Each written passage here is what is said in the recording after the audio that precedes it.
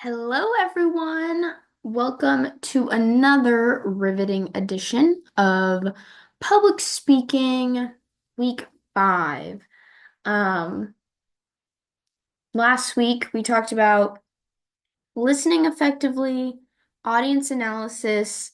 Like I said in class, y'all, I really loved your, commentary and your reflection that you did in Quiz 5.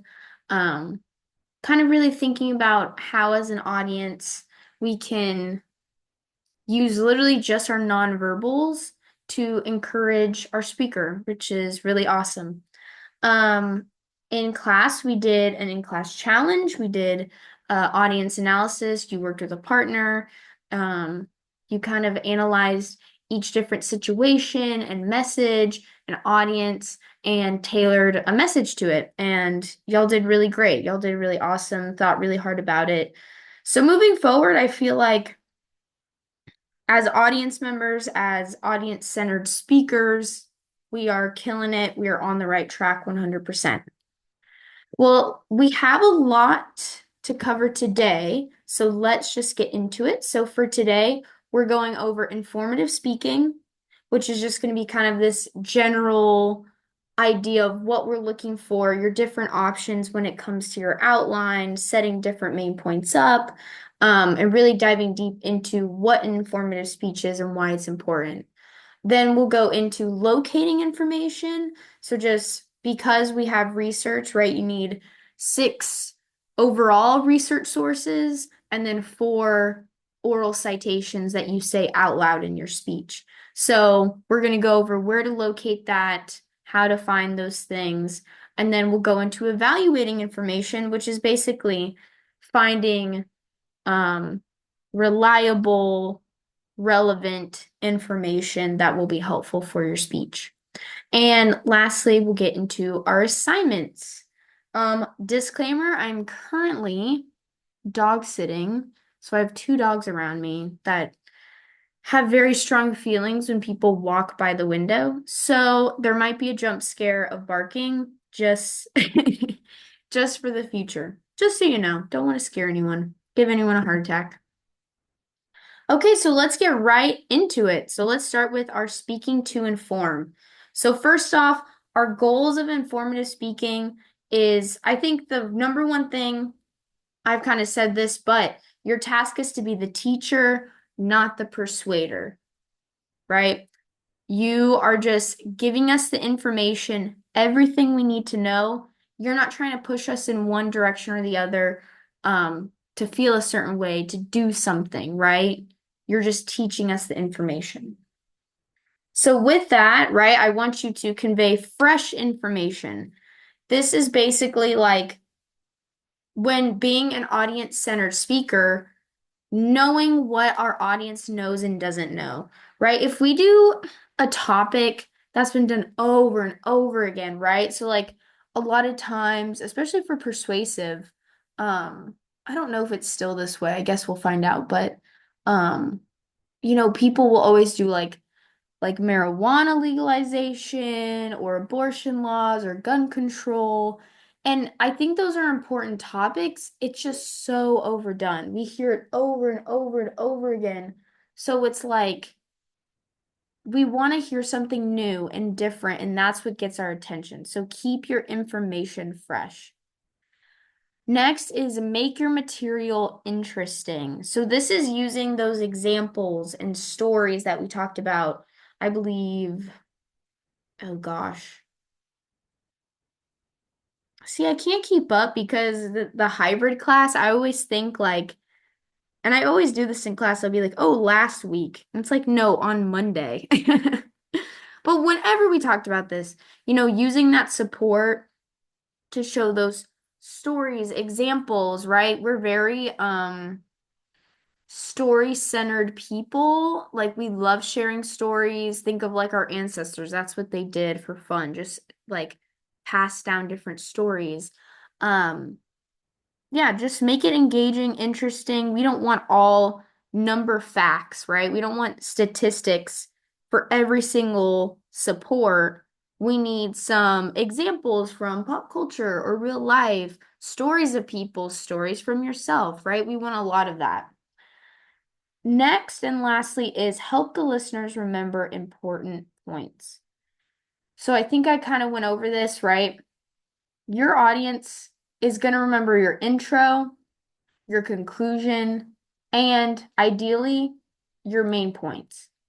So make sure those main points are clear, they're concise, and you repeat them. Remember, we have your preview in your intro, your review in your conclusion, and if you state them very clear, very concise, your audience will probably not remember all the little details, all the stats, all the examples, but if they at least leave knowing what you said, why it was important, and the main points, you're a winner, right? You killed your speech. So those are the goals of your informative speaking. Next, let's get into the different types. So there's 3 different types that we're going to go over. First is the definition speech. So this is an extended definition of a concept so that listeners will get a full, richly detailed picture of its meaning. Okay, we are defining this concept. We're describing it, basically telling our audience what this is. So, for example, to define for my audience financial bubbles in the world's economy. To define for my audience internet trolls. Oh, that is not supposed to be there. But basically, it's just to define for my audience internet trolls. Whenever I think I kill a PowerPoint, there's always something. I can never win. But basically, you have a concept like financial bubbles, like internet trolls, and you're just defining it. You're just showing us what it is, what it means to be an internet troll, what it means to be in a financial bubble, right? The definition speech. Next is the descriptive speech. So this paints a vivid picture of a person, a place, an object, or an event. So some examples are, definitely thought I turned off my ringer. Okay. Some examples are to describe to my listeners the Gulf Stream in the Atlantic Ocean, to describe to my audience the marijuana mansions that drug dealers use in the suburbs, to describe to my audience the highlights of the life of civil rights leader Rosa Parks. So you're describing everything that went on. Where this, you're just defining what it is. This, you're describing these situations, which they kind of sound similar, but let me show you. Okay, so here's an example. Oh, did you see that little transition in? Wait, hold on, let's do it again. Nice. I didn't even add that. Okay. So we got our specific purpose, which is to describe to my listeners the geographic variety of New Zealand. So our thesis, our central idea, the 2-island nation of New Zealand has more scenic variety than any other country on Earth. Main point 1, the South Island, colder because it is closer to the South Pole, reminds visitors of Norway. Main point 2, the North Island is like a compact version of the best of Europe, Asia, and the Pacific Islands. And then here's the other support that they have, right?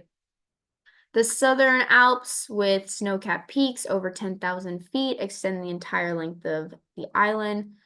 Fjords, streams, and lakes are unspoiled and breathtakingly beautiful. So some of these, right, they don't really have those specific like details, but they have examples like mountains and vineyards, active volcanoes, Southern Alps, peaks over 10,000 feet. So we have some examples for those. So this is, we're describing what New Zealand looks like, what it's like to be in New Zealand. Next is to describe to my audience the life and accomplishments of Dolores Huerta? Huerta? Oh gosh. Sorry if you're a big fan of Dolores and I just totally messed up her name.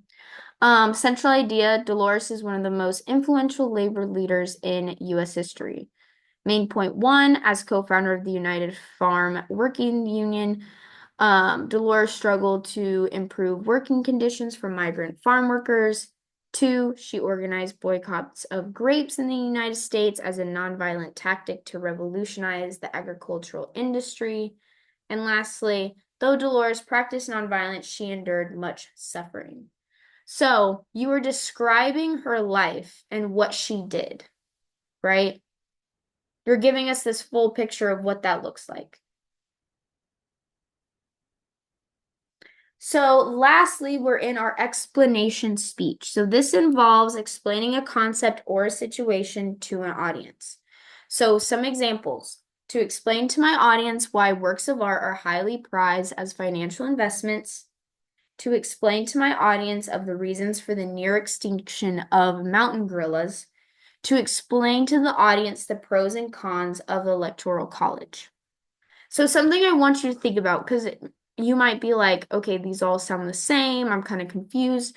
Think of, okay, the mountain gorilla. So this, in our explanation, we're explaining the reasons for the near extinction of mountain gorillas. If we were defining it, we'd be like, to define to my audience what a mountain gorilla is. If we were describing, we'd be like, to describe to my audience the life of a mountain gorilla. You see the difference between those? So if I hope that helps at least one person, right? See kind of the differences between all three. So here is some examples for explanation speeches. So there's specific purpose to inform my listeners of the reasons why old cars are stolen more frequently than new cars. Central idea, the most frequently stolen cars in North America are Toyotas and Hondas that are about 10 years old. So here are main points. Main point 1, or first reason, stealing an old car is more profitable than stealing a new car because of the high demand for old car parts. 2, new cars are harder to break into because of sophisticated security devices. 3, old car owners are less careful about locking up their vehicles. Right, so we're explaining. So the most frequently stolen cars in North America are Toyotas and Hondas that are about 10 years old. Why does this happen? Here are the reasons. I'm explaining why this is true, right? Okay, another example of explanation speeches. So this one is to give my audience accurate information to overcome 3 common misconceptions about nutrition. Central idea, eggs, spicy foods, and frozen vegetables do not deserve their bad nutritional reputation. So this is working with like fallacy and fact, which this is a super interesting way to set up your outline. So main point 1, so all the main points are fallacies, and then the support are facts. So main point 1, eggs are bad for you is a fallacy.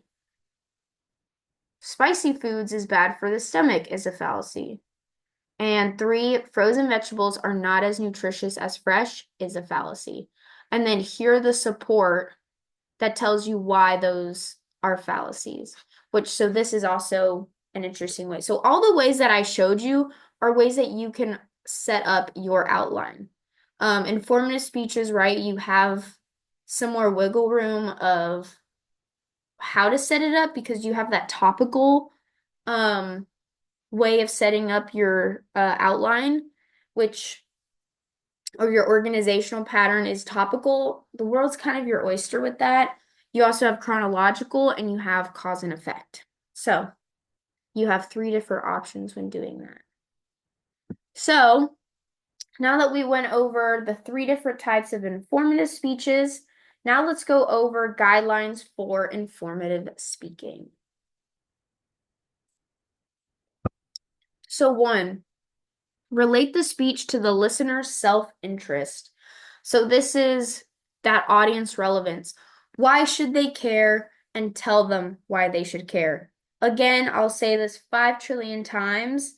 Literally, I do not care if this is a far-fetched reason. If you can get creative and figure out exactly why they should care, I'm good, right?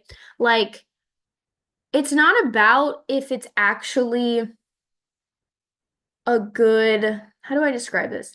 It's not about if it's actually a relevant topic.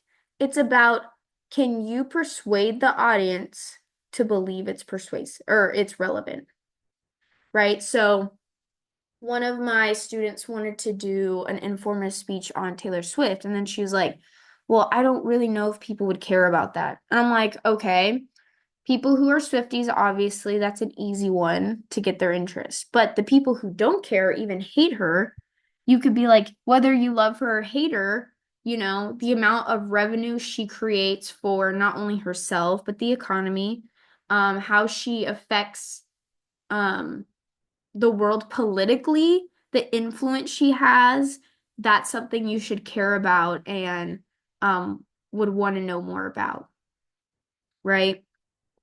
So it's less about Taylor Swift and it's about how she can affect the world around us. That's why you should care about her and what she does. Make sense? All right, so next is make information interesting. So this is those like specifics, those examples, those anecdotes. Um, so all that support you use. So, I mean, right, we love a statistic. We love numbers. It kind of shows us um like a more visual, tangible way of like, oh, this is really bad or this is really big. Those numbers can really show us that. But if you are using over and over and over again, those, I'm trying to see if, okay, no, I'm good. Um, if you are using those over and over again, right, you're gonna kind of lose their interest. So using examples, from pop culture, like I said, from your own life and those anecdotes. For example, right, there there's it was from the book, but right, this guy, he's doing his speech over concussions in high school football. So he gives his own anecdote about how when he was in high school, had this really bad concussion while playing football. If he just stopped there, then that is just not accurate, reliable information, right? We can't just assume someone's right because they experienced it. You need to also add it with facts. So those anecdotes are totally okay to use in your informative speaking, but also tailor it with and support it with like actual research, because that tying those two together makes that argument so strong. If you have one and not the other, right, you have an okay argument. But together, wow. Wow. Okay. So that's make information interesting. Next is avoid information overload, right? So as a teacher, I could give you every single thing your textbook wants you to know. My job is to go through the textbook, go through like my own knowledge and see, okay, if I was them and I was just learning how to do a speech, what stuff is the most important, right? So I try my best to weed out all the little details that is a little much and try to make it as simple as possible, clear and concise, so you'll at least take something away, right? So instead of giving 14 examples, just give us two or three, right? Um, if it also helps you think about information overload, trying to pick and choose um what you want to add, what you don't want to add. And if you're like, oh my gosh, all of this is important, think of cutting it to that two or three examples and putting the rest on like a flyer or a pamphlet and handing it out to the class. Boom. So they'll still get that information, but your speech, that's 3 to 5 minutes, will not suffer. Next is tailor for information for each audience. Again, that's that audience analysis, that audience centeredness that we worked on Wednesday. So kind of how we're like, oh, how would you tailor your message? Do the same thing with the information you choose, right? Um, Never assume your audience possess the same knowledge as you, right? Always assume that they don't know what you're talking about and give them those definitions, or be straightforward in giving definitions or explanations. So be very clear about what you're talking about. For example, if you were to be talk about like vegetarianism, well, you could just say that, and a bunch of us might have different perceptions of what that is. They might be like, oh, is that like when you don't eat dairy, or is that like you eat fish too? So if you're talking about being a vegetarian, tell us exactly what you mean by that. Okay?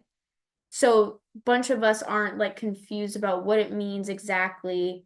Make sure we're all on the same page throughout your entire speech. Next is use the familiar to explain the unfamiliar.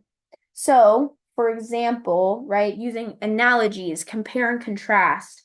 One example is ozone is an air pollutant, often known as smog, that harms the health of millions of people. How can it hurt you? When you inhale ozone, says the U.S. Environmental Protection Agency, it reacts chemically with your body's internal tissues. Prolonged exposure causes the equivalent of sunburn to your lungs. You see what they did there?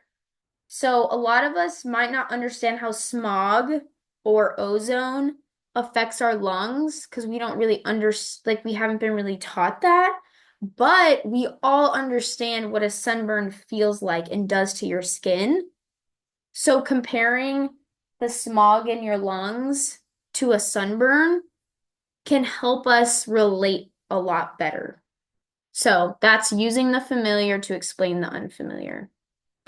Lastly is help listeners remember key information.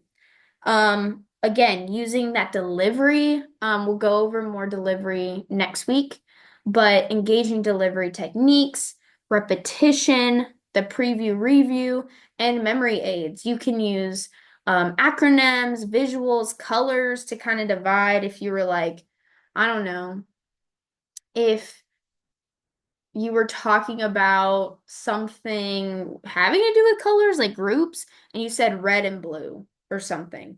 Um, Visual, right? You can use those delivery techniques to be like, and we'll go over this in delivery, but say you go main point one, you use movement, you walk to the left side of the room and do main point one there. Then when you go to main point two, you stand in the middle of the room. Then when you go to main point three, you go to the right side of the room. So you use your body to tell the audience, okay, I'm at this point, this point, this point, and me moving shows that I'm transitioning. Acronyms, same thing with I think Kiera did an awesome job at this. Someone else did as well. But using that parallel language, so they had each one of their main points start with a P or whatever it was. That will definitely help your audience see where you're going, help them through the way of what you're talking about. So, these are all the guidelines, things to think about when creating your informative speech to make it clear, concise, effective, and interesting. So now that we have gone over informative speaking, what that looks like, what we want to do, what we want to keep an eye out for, let's get into the research aspect of this, which we'll start with locating information. So first, we're going to start with finding materials efficiently. So basically what I'm doing right now is I'm setting the foundation for us to start our research. So this is very key, very important. So I want you to begin with your specific purpose statement, right? That's that to inform, I guess for this it'd be to inform my audience. That's your specific purpose statement. So you use your specific purpose statement as a guide on what questions or question you are asking, so you find only the most relevant information. So, for example, if my specific purpose statement is to inform my listeners how they can determine if their drinking water is free of dangerous contamination, the question that I can take from that is how can we know if our water is safe to drink? So, this is the information I want to find to inform my audience on determining if their drinking water is free of dangerous contamination. So, this question is what I'm using as my research question. I have this next to me, and I'm constantly just using that or different variations of this question. This is important because this will keep you on track. This will keep you on relevant information that is helpful. And, sometimes like we're researching and we kind of start going down a hole of like even when you're Google searching, right? You start with one thing, you click on it, then you're kind of like, ooh, what is that? And it's like, it's related, but by the end of it, you're in a totally different universe, right? So keeping this near you, and it doesn't even just have to be one question, you can have a couple questions, but using those to guide you will be key. Next is planning your time. So starting your research far in advance. So like I said, um, last week, topic has been chosen. This week, you are researching out the wazoo, and then by the weekend, by Monday and Tuesday, you are practicing that delivery, right? So you want to start your research far in advance and think of what materials you will need. What online sources do you need? How many do you need? Do you need anything from the library? Anything you need to check out, reserve? Do you need to interview anyone? Do you need to schedule those interviews, do the interview, right? All of these are kind of time consuming and have different, um, I guess, schedules, time frames. So the first thing you want to do is start planning that time so you know, okay, these are the sources, these are the materials I need. How long is it going to take me to get each thing, right? If I need a library book, how long will it take me to get it? Will someone have it checked out? Do I need it to be shipped in? What do I need to do, right? So, first things first, begin with specific purpose statements. You can find that question and plan your time, start researching, plan what you need so you get everything done in a timely manner and you have plenty of time to practice. Next is different sources you can use. Obviously, there's so much more than this, but I'm just kind of giving you, like I said, foundation of where to start. For libraries, we have books, we have periodicals, interlibrary loans. Um, Also, for us, our library has databases. We could go over that a little bit on Wednesday if y'all are interested. Because I just had a librarian come to my public speaking class and it was very, very helpful. Next, online research, different search engines, right? The Google.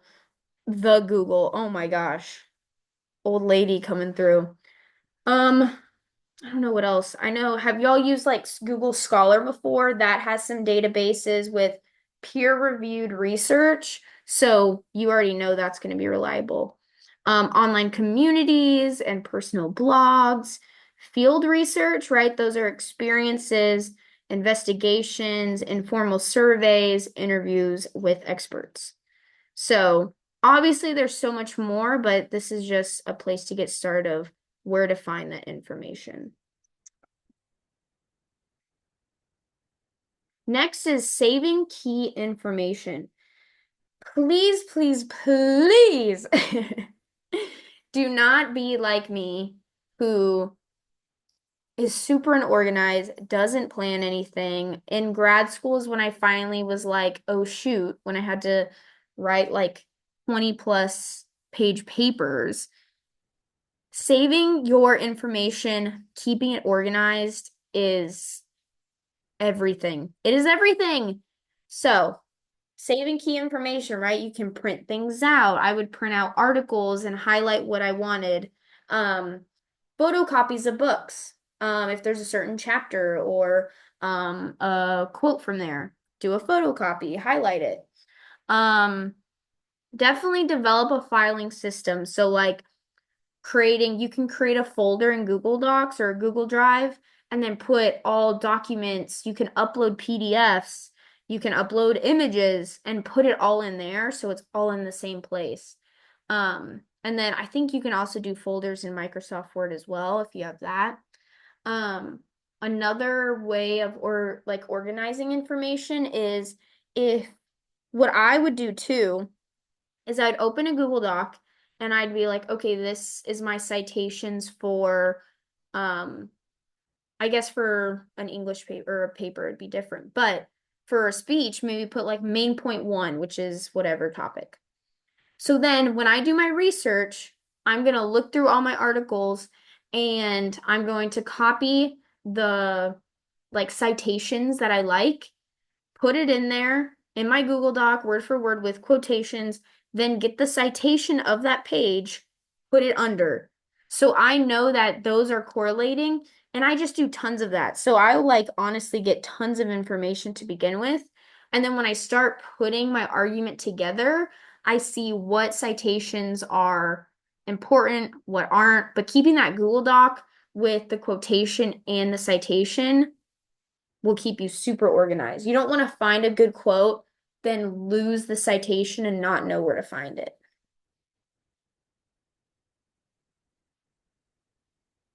Oh, I forgot how I forgot how short-lived that one was, but um oh, what I want us to also think about for this, if anyone has any tips, tricks, things that they've done that have helped to kind of save information, whether it's for research, quotations, any of the stuff, and bring it up on Wednesday. I'm sure your classmates would really, really find that helpful.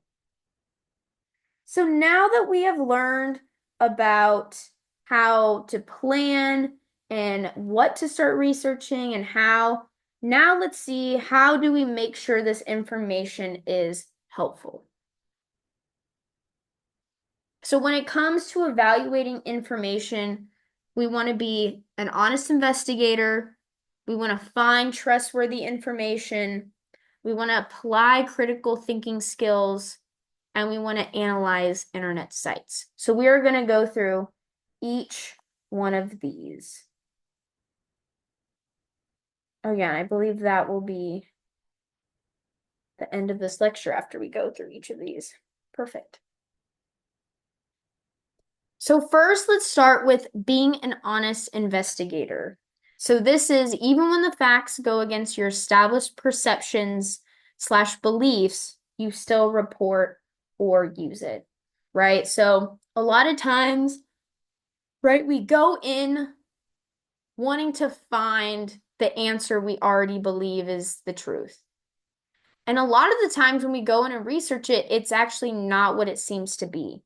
So, especially for your informative speech, you want to be able to break those beliefs, those perceptions down so you can truly be like, oh, dang, okay, well, that's not what I thought was the truth. So now I can share it with other people because other people might have the same perceptions, misconceptions that I did.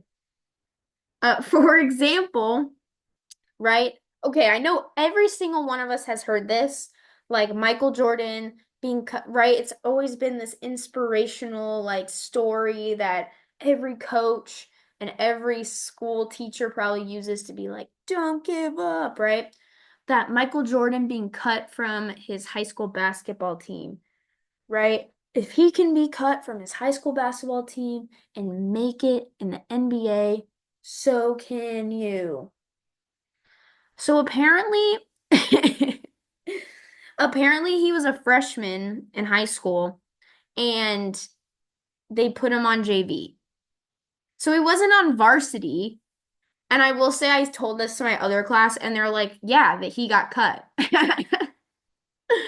I'm like, y'all are insane. But anyway, see, we wanted to hold on to the belief so bad.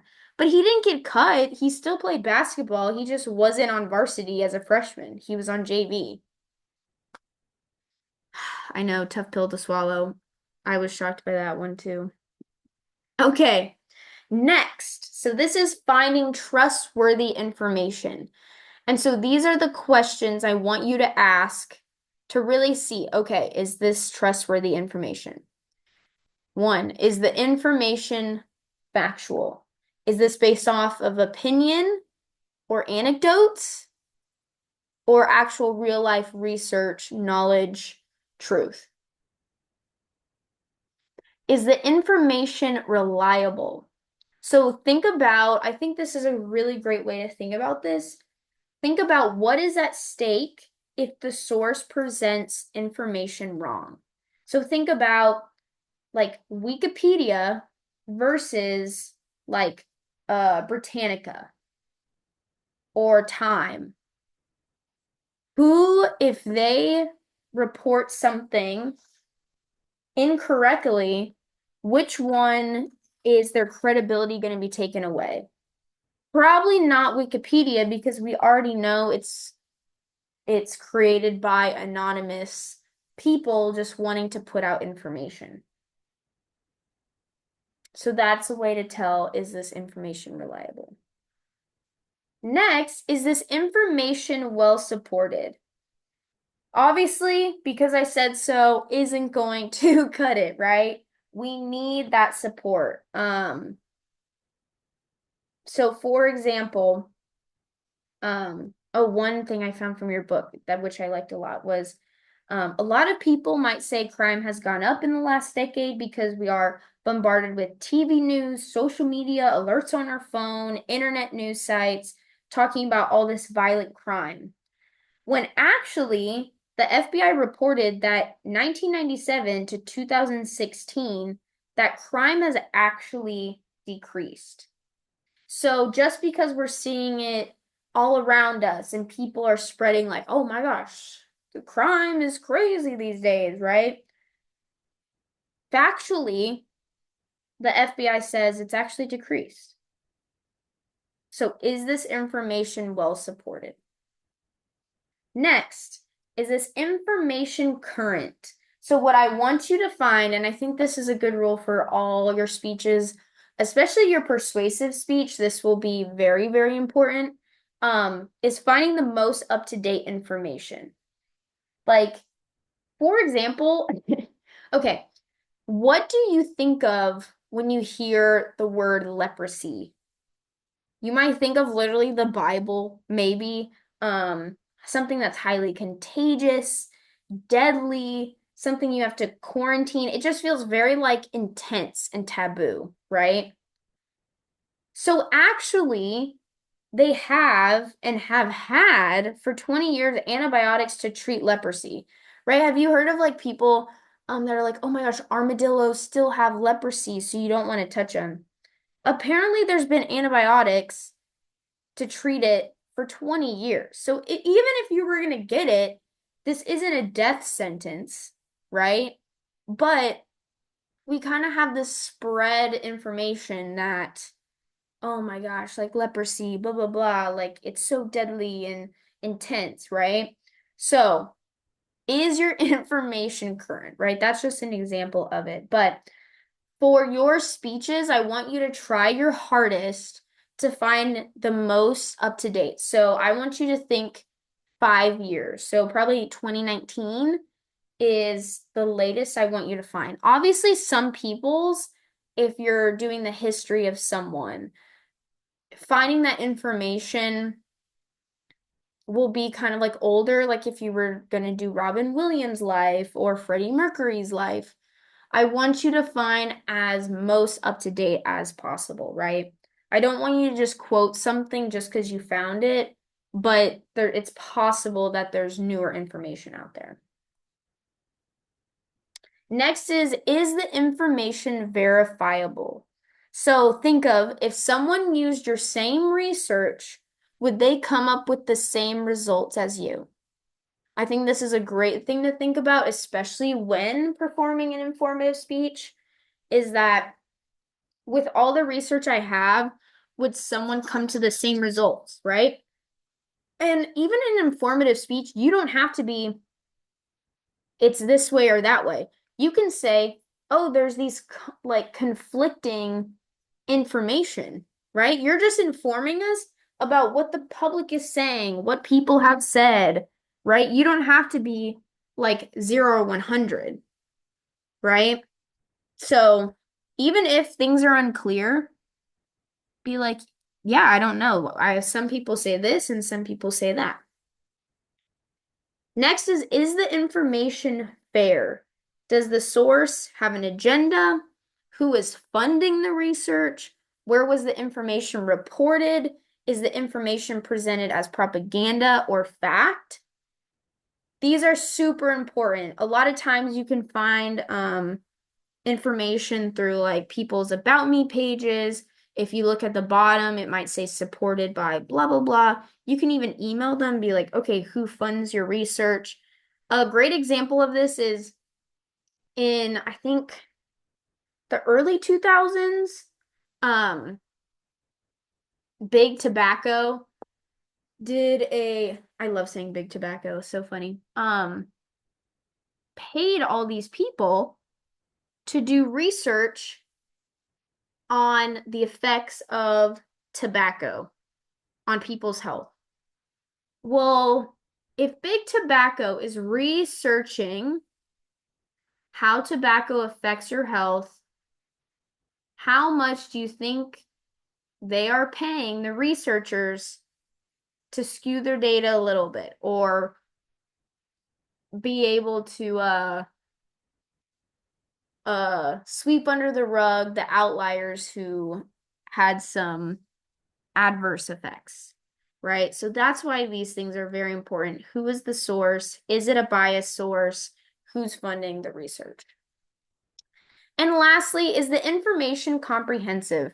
Did you just pick and choose the information, right?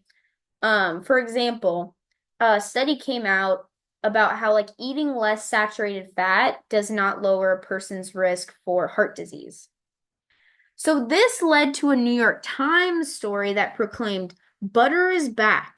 So they're basically saying like, oh my gosh, we can all eat tons of butter because it doesn't affect our heart disease. But that's not what the study said. The study just said eating less saturated fat does not lower a person's risk for heart disease. So you see, like they took an assumption from that, but they kind of just picked and chose, right? So think about having an comprehensive information. Next, we're going to talk about applying critical thinking skills. So sometimes we think being critical is negative. I think you always need to have this critical thinking skills like constantly, especially with how much news and information is just bombarded at us constantly. It's hard to tell what's real and what isn't real. So I want you to just always be asking probing questions, getting down to the nitty-gritty of who said this, who reported this, what's going on, right? That's what I want you to think about. So first is recognize dubious claims. So reject claims based solely on anecdote and reject claims based solely on opinion. So remember the example I gave about the football player and the concussions, right?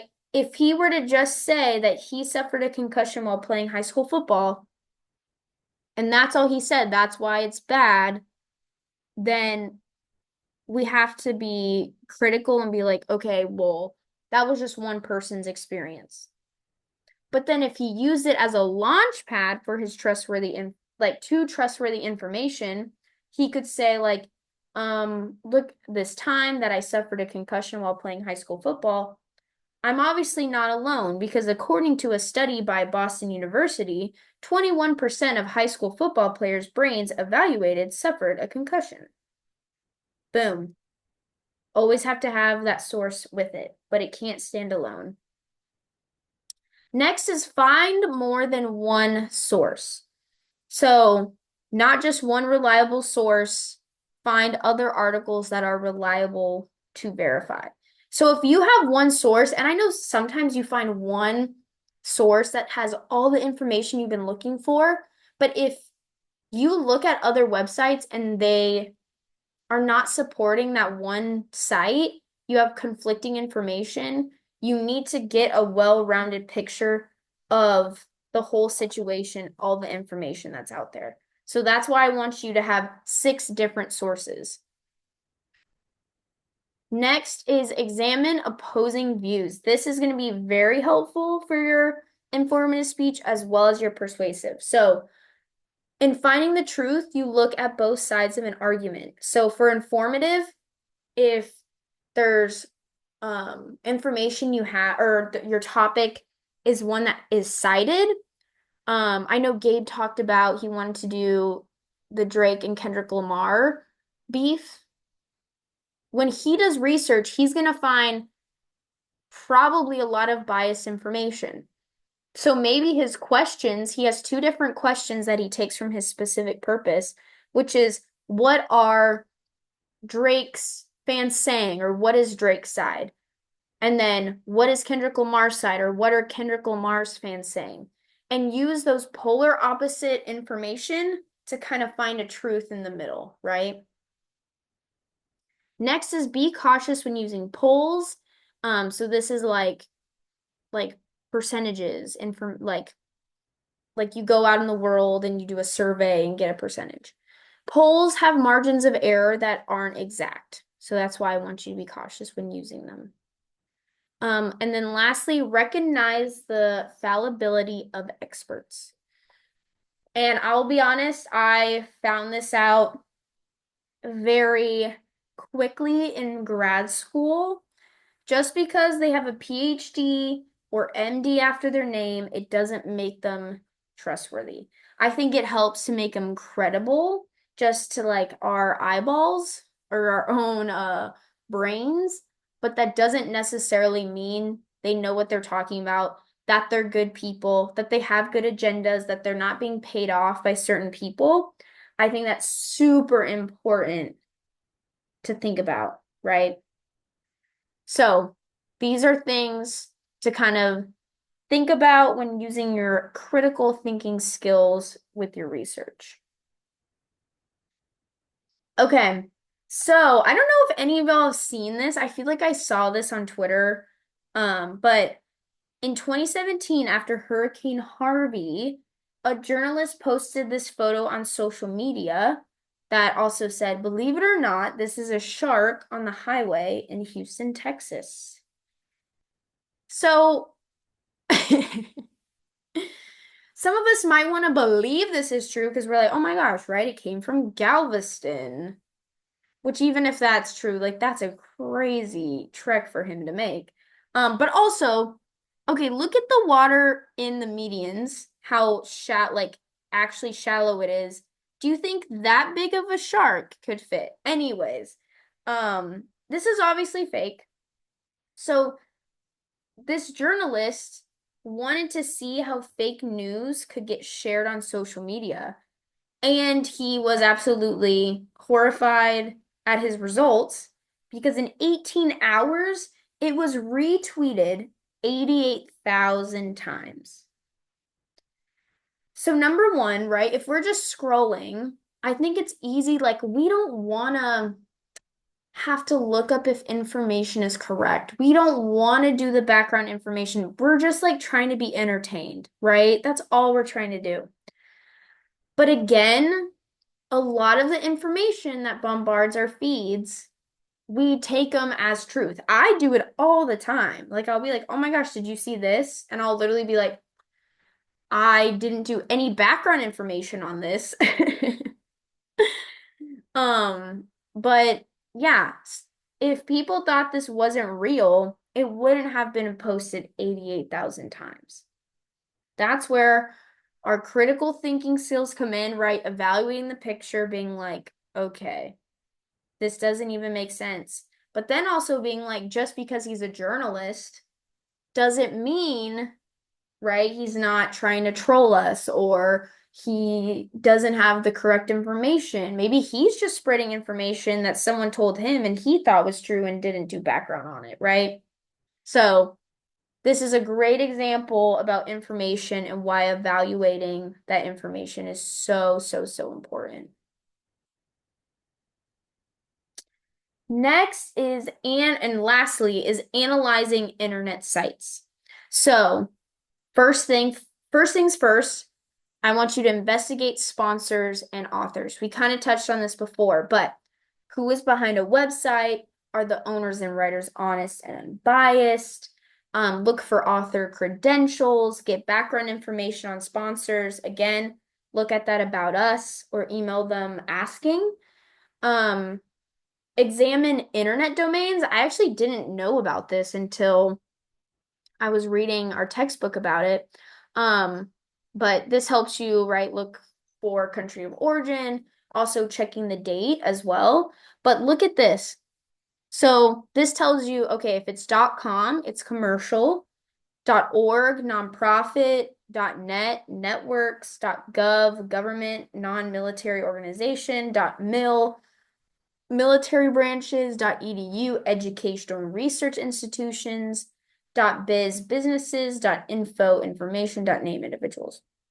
So this can help tell you, right, if there might be some bias. Okay, if it's networks, okay, what does that mean? If it's a nonprofit, what is their message? What are they pushing? .gov, okay, what government, what does that mean? Is it a political thing? Whatever. And then ways to look for verifications. This would also be an awesome way to find a topic if you're super lost that's relevant. Snopes.com, factcheck.org, trutherfiction.org. Super interesting. It kind of shows you the news that's going around and they fact check it for you and tell you like true or false, right? So look at those real quick. Honestly, kind of cool to look at. But yeah. Okay. So now that we have learned about informative speaking, now that we learned about how to locate information, now that we've learned about how to evaluate information, we should be on the road to start doing some research, setting up our outline, at least getting those specific purpose, those questions, the main points, and then start doing your research. But so we talked about all those things, and now we'll go into our assignments for the week. So our assignments for this week is informative speeches that are due October 16th. So that is week 6. So basically this week's week 5. So we have Wednesday in class. Then Monday we'll do a lecture over like citations, how to avoid plagiarism, and also delivery. And then that Wednesday will be our speech day. And then for informative speeches, your topic should already be selected right now. You should be working on, with your outline, your specific purpose, creating that question you'll use, and then those main points. What are you trying to get at? What are you trying to tell your audience about? And then starting that research now. Again, out of class challenges, scheduling a coaching session with me is open. Email me a time and a date that's good for you and let me know if you want to do planning or delivery. And then obviously the informative practice log, which is due the day of your speech. I'm just saying this so someone reminds me and I don't forget. I don't think I will, but last class I forgot to hand out your peer evals for your demo speech because literally, I'm telling you, the hybrid throws me off.